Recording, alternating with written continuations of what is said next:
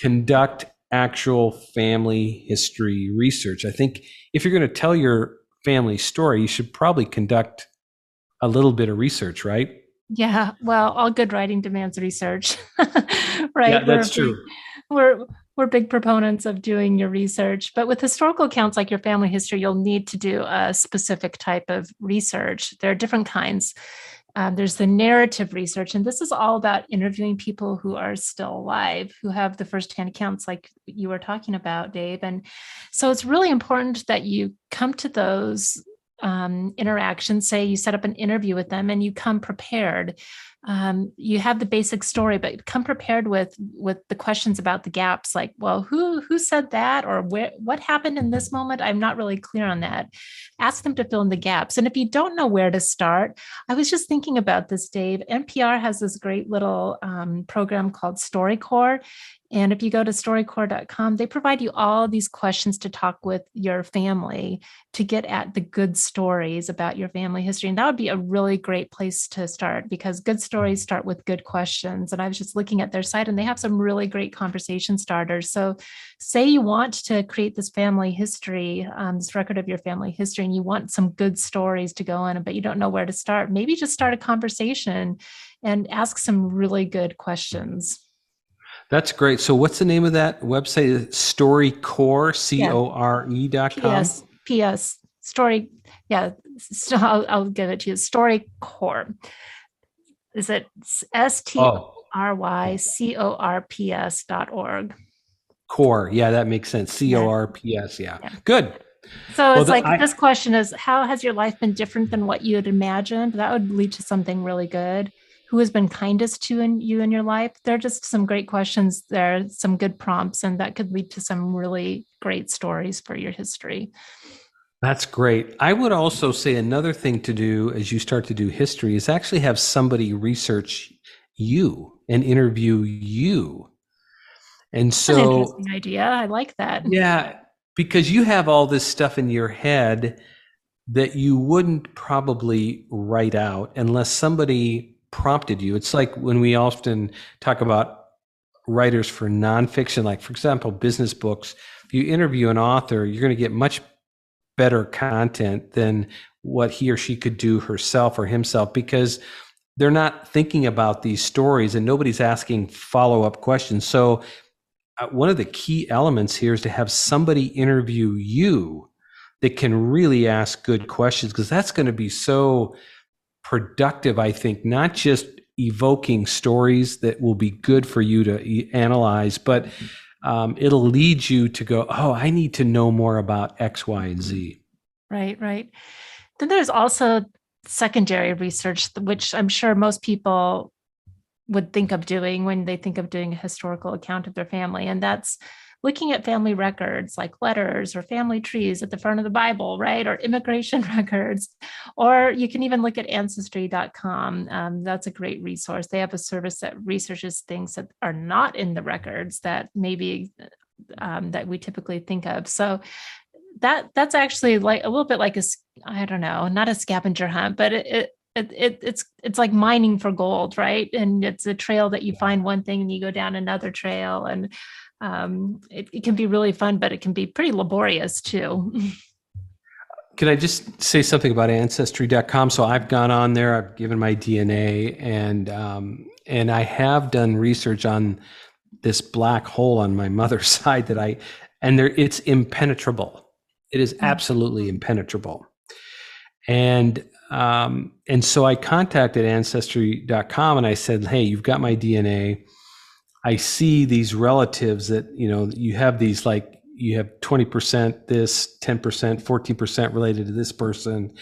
And so you can ask Ancestry.com to conduct what arguably is investigative and forensic research to identify next of kin. So if, let's say that I was persistent in my decision, which I've thought about. I've asked my brother and my sisters if they'd be interested. It's expensive. It's about $4,000 for us to go to Ancestry.com. And I asked him, I said, if I wanted to know who the person was who did X, Y, and Z, because I just can't find genetically, I can't find it. And there's nobody that has given up their DNA. Could you find this for me?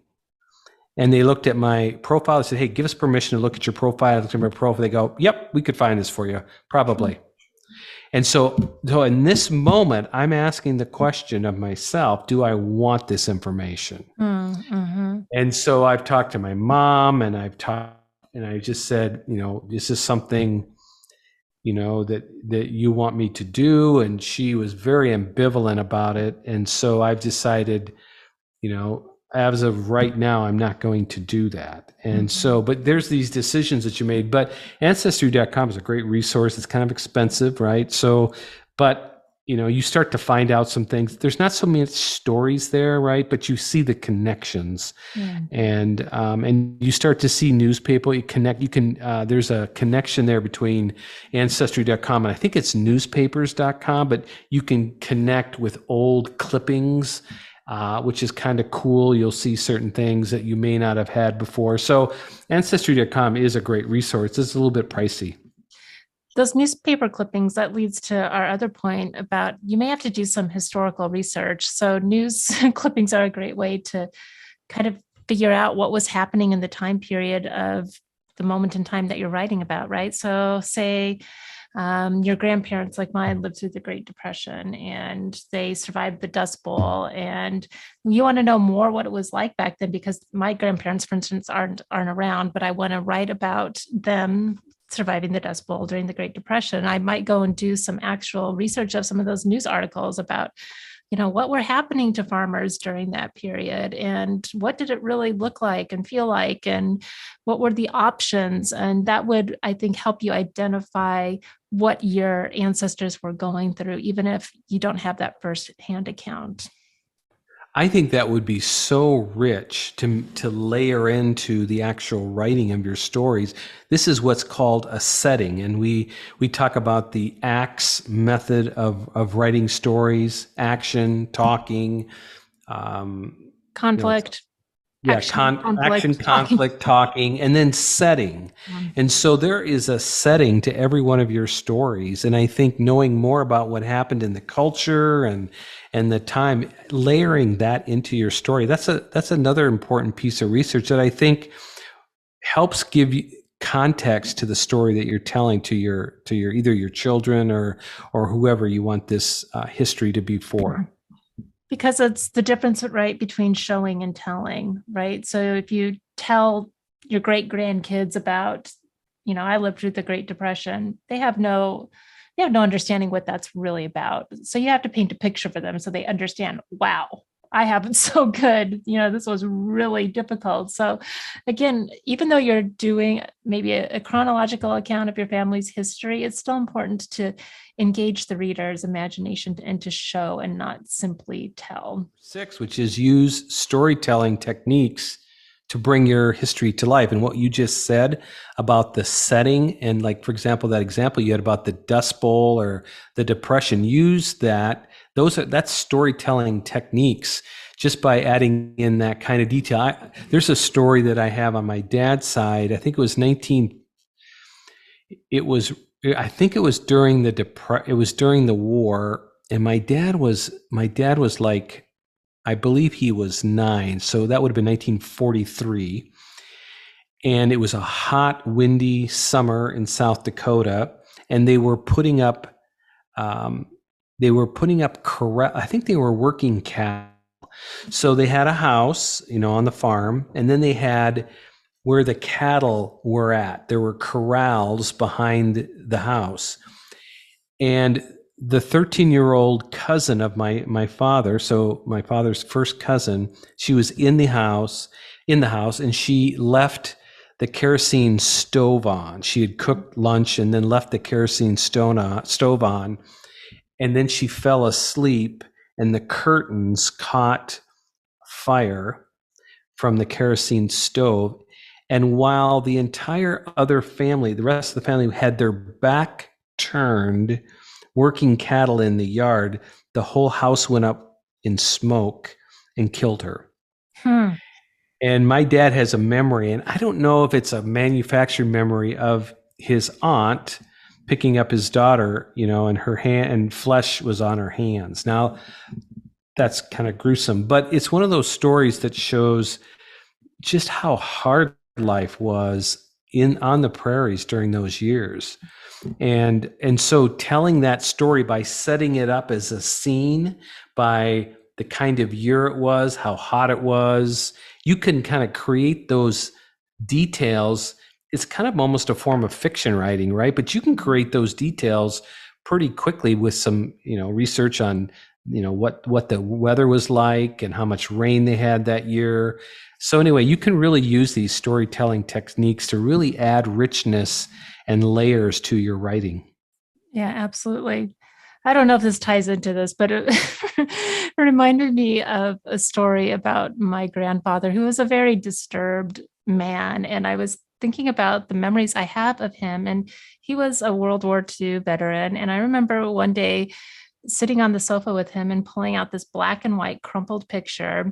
And it was a picture of all these dead German bodies piled up. And he thought it was and he was such an awkward man. Like, he was so proud of being able to show this to us. And he kind of giggled because I think he was uncomfortable by it. But that was such a vectoring moment. And it was such a real moment because I'm like, oh my gosh, look at all these bodies piled up. And he was there. And it helped me, I think now looking back on it, understand this man had some trauma in his life, right? And Yeah. that was a really traumatic experience. But anyway, even looking at Well, photographs like that, I think can help you see details, or remembering that particular moment with my grandfather and how uncomfortable he was, and he didn't know how to convey this very serious content with his 7-year-old granddaughter. It was very interesting, but there was like a certain pride because he survived, yet a certain discomfort because it was death. It was very odd.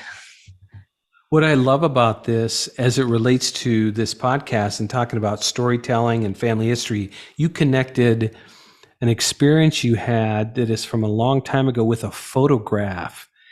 And I think that is so important as we write our family histories. You see those connections, you look for details in that photograph, you might connect memories like you did. I think that's really a rich example of discovering and of discovery as you do this research.